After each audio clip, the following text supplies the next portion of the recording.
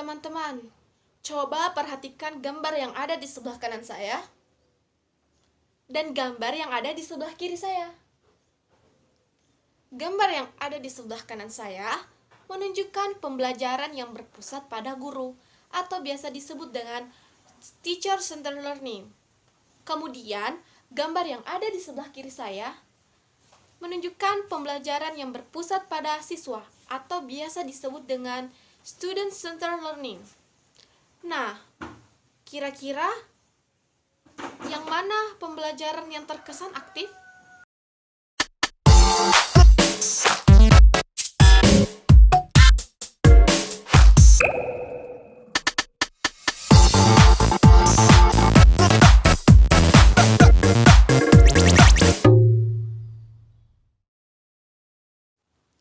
Assalamualaikum warahmatullahi wabarakatuh. Halo teman-teman, kembali lagi bersama saya Kurniati Rahman. Nah, di video kali ini saya akan membahas mengenai pembelajaran terpadu. Nah, untuk itu teman-teman jangan lupa nonton video ini dari awal sampai akhir ya. Jangan di skip-skip ya videonya. Dadah. Teman-teman masih ingat tidak? Pada saat teman-teman berada di bangku sekolah dasar, pernah belajar perhitungan. Bagaimana pembelajaran perhitungan yang pernah teman-teman lalui? Coba bandingkan gambar yang ada di sebelah kanan saya dan gambar yang ada di sebelah kiri saya. Kedua pembelajaran tersebut melakukan materi yang sama, yaitu perhitungan. Nah, yang membedakan kedua gambar tersebut ialah di pembelajaran di sebelah kanan saya menunjukkan teori hafalan, melakukan hafalan perhitungan. Kemudian, gambar yang ada di sebelah kiri saya menggunakan metode pemahaman. Nah, di mana siswa diperlihatkan sebuah gambar dan melakukan perhitungan sesuai gambar yang telah diberikan, sehingga melatih pemahaman siswa tersebut. Nah, kira-kira pembelajaran yang mana teman-teman sukai? Ya, tentunya pembelajaran yang ada di sebelah kiri. Karena anak-anak bisa mengetahui pembelajaran dan melatih pemahaman siswa sehingga pembelajaran terkesan aktif. Nah, pembelajaran kedua terkesan lebih menarik dibandingkan pembelajaran pertama. Mengapa? Karena pembelajaran tersebut memungkinkan siswa untuk secara individual maupun kelompok untuk aktif mencari, menggali, dan menemukan konsep secara holistik, otentik, dan bermakna. Nah, dari pembelajaran kedua tadi yang telah saya jelaskan, itu merupakan hakikat dari pembelajaran terpadu. Nah, jadi teman-teman sudah mengetahui hakikat dari pembelajaran terpadu. Kemudian saya akan menjelaskan tentang konsepnya. Nah, coba perhatikan gambar yang ada di atas saya. Nah, gambar tersebut adalah konsep pembelajaran terpadu. Istilah dari A, B, C, D, E, dan F adalah perpaduan di dalam pembelajaran terpadu. Pembelajaran terpadu dalam perpaduannya bisa berupa perpaduan mata pelajaran, pokok bahasan suatu mata pelajaran, dan perpaduan suatu kompetensi dan keterampilan yang ingin dicapai antar mata pelajaran, dan perpaduan antara pola kegiatan antar mata pelajaran. Nah, tidak semua pembelajaran terpadu itu dapat dipadukan. Jadi, bagaimana kita menyesuaikan kondisi pada pembelajaran tersebut? Nah, teman-teman sudah mengetahui konsepnya. Kemudian, saya akan pindah ke landasan. Nah, landasan dari pembelajaran terpadu itu ada 3, yaitu landasan filosofis, landasan yuridis, dan landasan psikologis. Landasan filosofis. Nah, di landasan filosofis terdiri atas 3 aliran. Yang pertama itu aliran progresivisme, kemudian aliran konstruktivisme, dan aliran humanisme. Aliran progresivisme menekankan pembentukan kreativitas anak, kemudian pemberian sejumlah kegiatan dan suasana yang terlihat natural sehingga memperlihatkan pengalaman siswa. Kemudian aliran konstruktivisme, di mana aliran konstruktivisme pengetahuan tidak dapat ditransfer begitu saja dari seorang guru kepada seorang murid, tetapi siswanya di sini terpresentasikan sendiri oleh masing-masing siswa tersebut, sehingga siswa mendapatkan pengalaman langsung pada pembelajaran. Kemudian aliran humanisme melihat siswa dari kekhasannya, keunikannya, motivasi siswa yang dimilikinya. Kemudian landasan kedua yaitu landasan yuridis. Nah, yang menjelaskan tentang Undang-Undang Nomor 23 Tahun 2002 yang membahas mengenai perlindungan anak. Kemudian Undang-Undang Nomor 20 Tahun 2003 yang membahas mengenai sistem pendidikan nasional. Kemudian landasan ketiganya kemudian Permendiknas Nomor 22 Tahun 2006 yang membahas mengenai kerangka dasar dan struktur kurikulum. Nah, landasan yang ketiga yaitu landasan psikologis, di mana landasan psikologis di sini terbagi atas dua, yaitu psikologi perkembangan peserta didik dan psikologi belajar. Nah, psikologi perkembangan peserta didik menentukan isi atau materi pembelajaran tematik dengan tahap perkembangan peserta didik. Kemudian psikologi belajar, di mana psikologi belajar materi pembelajaran tematik disampaikan kepada siswa dan bagaimana siswa tersebut mempelajarinya. Nah, pembelajaran terpadu sangatlah penting. Mengapa? Yang pertama itu adalah dunia anak adalah dunia nyata. Yang kedua adalah proses pemahaman anak terhadap suatu konsep dalam suatu peristiwa. Kemudian pembelajaran akan lebih bermakna dan memberikan peluang bagi siswa untuk mengembangkan kemampuan diri, memperkuat kemampuan yang diperoleh, dan efisiensi waktu. Nah, selain pentingnya pembelajaran terpadu memiliki tujuan, yaitu tujuannya ialah mudah memusatkan perhatian siswa dalam suatu tema tertentu, kemudian mempelajari pengetahuan siswa dan mengembangkan berbagai konsep mata pelajaran dan tema yang sama. Kemudian memiliki pemahaman terhadap materi yang akan lebih mendalam dan berkesan. Kemudian, siswa akan lebih bergairah dalam belajar karena mereka mendapat pembelajaran yang berdasarkan dunia nyatanya. Nah, teman-teman, ada yang suka tidak dengan puding rainbow atau es campur atau jus? Nah, mendengarnya saja atau melihatnya saja pasti teman-teman membuat kita haus ataupun lapar. Tapi perlu teman-teman mengetahui bahwa pembelajaran terpadu bagaikan puding rainbow, es campur, maupun jus. Wah, kenapa demikian? Seperti dengan puding rainbow. Wah, melihatnya saja sudah pengen kita makan ya. Ternyata puding rainbow sama dengan model pembelajaran terpadu tipe web. Mengapa demikian? Coba teman-temanku perhatikan cara membuat puding rainbow. Nah, teman-teman, dalam pembuatan puding rainbow ternyata sama dengan model tipe web. Mengapa demikian? Nah, coba teman-temanku perhatikan. Tadi kita mempersiapkan bahan-bahan seperti agar-agar rasa coklat, rasa stroberi, rasa vanila, taro, dan sebagainya. Nah, itu diibaratkan dengan berbagai mata pelajaran seperti IPA, bahasa, matematika, dan IPS. Kemudian, agar-agar tersebut dimasak satu persatu di tempat yang berbeda, seperti dengan mata pelajaran diajarkan kepada murid secara terpisah-pisah. Kemudian setelah masak, kita tuangkan pada satu wadah yang sama.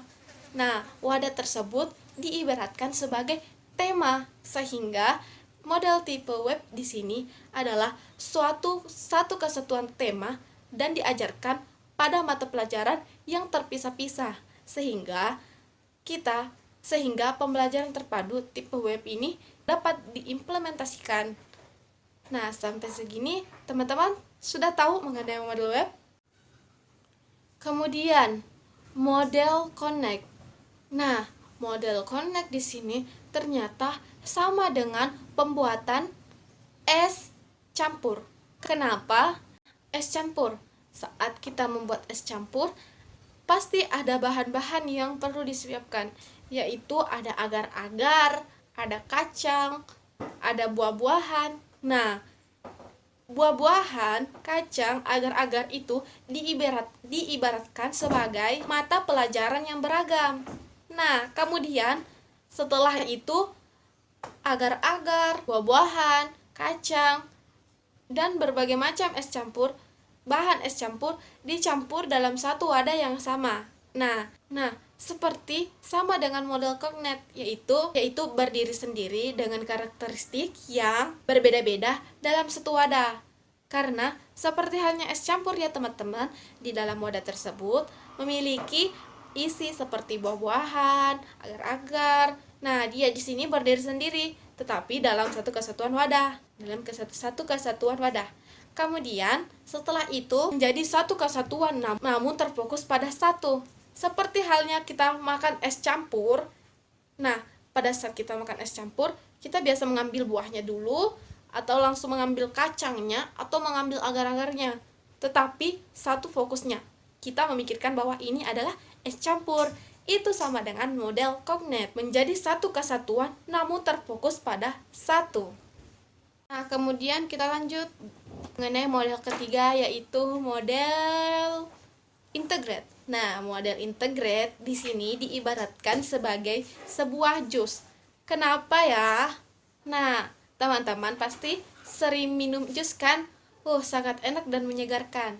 Nah, jus di sini bagaimana cara membuatnya? Yaitu dengan cara mengambil sebuah buah-buahan. Nah, buah-buahan di sini diibaratkan sebagai mata pelajaran yang beragam. Kemudian buah-buahan tersebut dipotong kecil-kecil, kemudian dimasukkan ke dalam blender. Nah, itu sama dengan model tipe integrate. Nah, di buah-buahan tersebut tidak terlihat seperti buah-buahan pada umumnya karena sudah saling tercampur, sehingga sama dengan model integrate yang menjadi satu kesatuan utuh dan saling tumpang tindih terkait tentang mata pelajaran yang diberikan.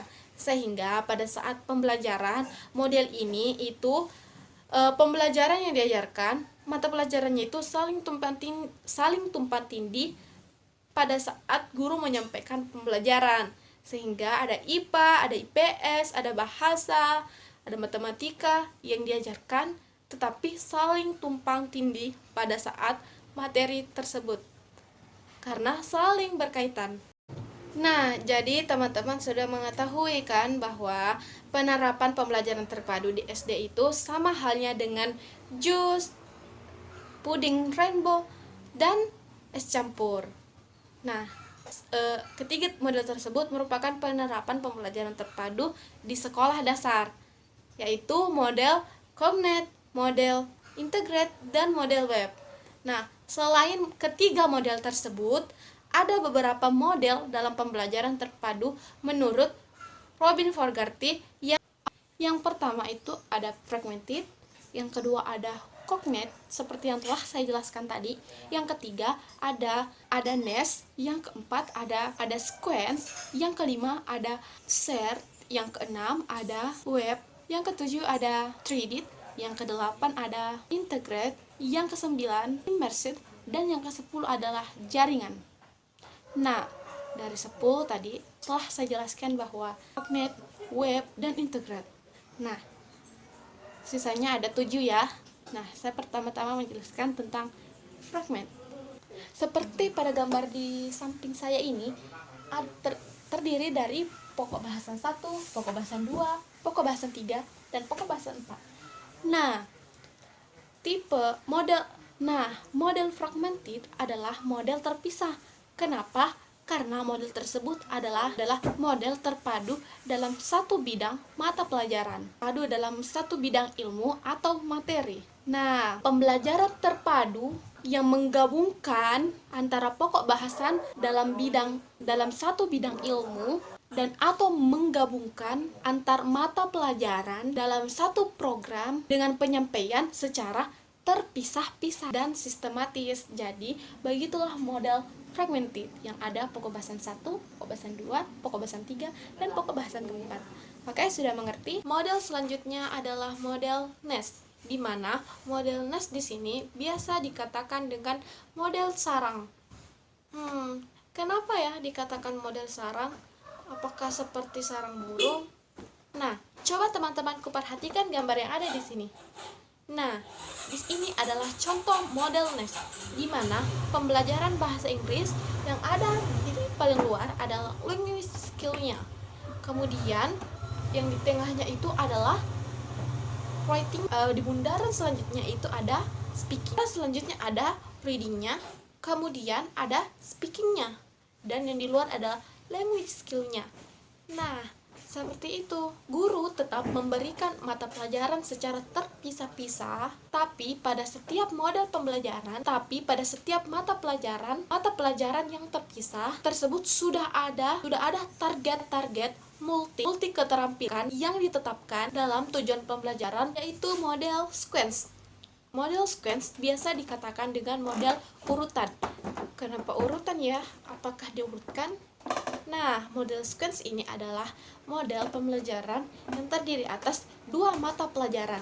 Nah, di mana mata pelajaran tersebut diajarkan secara urutan atau diparalelkan. Nah, langkah-langkah dalam model pembelajaran tersebut, guru mencari pokok bahasan yang dapat diurutkan dalam pembelajaran tanpa harus mengikuti urutan-urutan yang ada di buku. Nah, contoh yang ada di gambar belakang. Nah, ini adalah model sequence, di mana ada mata pelajaran IPA dan ada mata pelajaran IPS yang diajarkan. Nah, beberapa topik dari suatu mata pelajaran diorganisasikan kembali dan diurutkan agar dapat bertepatan atau serupa dengan pada saat mata pelajaran lain bahas topik yang mirip atau serupa. Nah, makanya model sequence ini ditekankan guru dapat merubah kurikulum sehingga siswa pada saat pembelajaran dapat secara urutan mengetahui materi-materi pembelajaran yang diajarkan oleh guru, dan mata pelajaran tersebut terpisah-pisah tetapi diurutkan karena saling berkaitan. Nah, begitu model sequence. Kita lanjut ke model selanjutnya. Model selanjutnya adalah model shared. Nah, kalau kita mendengar kata shared, pasti model tersebut adalah model berbagi. Kenapa ya berbagi? Oh, ternyata model shared ini adalah model di mana model ini terfokus pada dua mata pelajaran. Loh, tadi sequence dua mata pelajaran. Apa yang membedakannya? Nah, ternyata kalau model shared ini model yang terfokus pada dua mata pelajaran yang dilakukan secara bersama-sama dengan menggunakan konsep-konsep atau keterampilan-keterampilan tumpang tindih seperti contoh yang ada di sini. Nah, ada mata pelajaran IPA dan ada mata pelajaran bahasa Indonesia. Oke, model selanjutnya yaitu model 3D yaitu 3D model. Nah, di mana 3D model di sini adalah model untaian.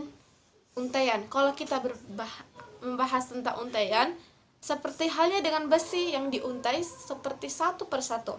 Nah, seperti halnya itu, coba perhatikan gambar yang ada di sini. Nah, mata pelajaran diuntai dari mata pelajaran dihubungkan oleh keterampilan secara umum pada setiap mata pelajaran. Nah, di mana mata pelajaran di sini dihubungkan, kemudian dimulai dari menganalisis, kemudian mendeskripsikan sampai kerjasama, sehingga model di sini adalah menghubungkan oleh keterampilan secara umum pada setiap mata pelajaran. Nah, begitu teman-teman, seperti ya dengan besi. Oke, sudah mengerti kata kuncinya? Kita lanjut ke model selanjutnya, yaitu model immersed atau biasa disebut dengan model terlebur. Nah, model immersed ini merupakan model terlebur, adalah satu kesatuan dari sudut pandang dari sudut pandang keahlian siswa secara individual terbagi-bagi menjadi berbagai mata pelajaran. Nah, contoh dari model immersive di sini yaitu proyeknya itu adalah cara membuat tempe. Nah, di mana pertama-tama teman-teman akan pergi mengunjungi pabrik tempe. Nah, pada saat teman-teman ingin mengunjungi sebuah pabrik tempe, berapa jarak teman-teman yang harus tempuh, berapa jam, dan berapa kecepatan kendaraan yang ditempuh pada saat kita akan ke pabrik tersebut. Nah, itu adalah mata pelajaran IPA. Kemudian kita lanjut, kita sudah ada di pabrik tempe.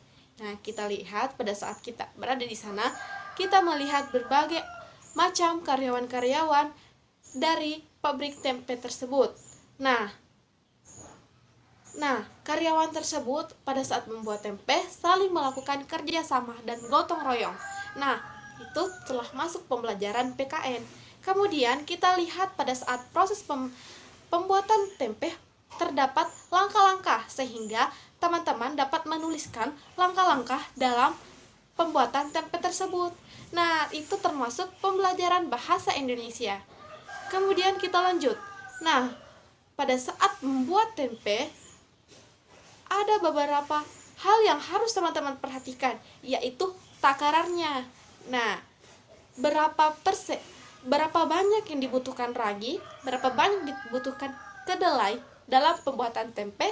Nah, itu sudah termasuk mata pelajaran matematika. Kemudian setelah tempe jadi,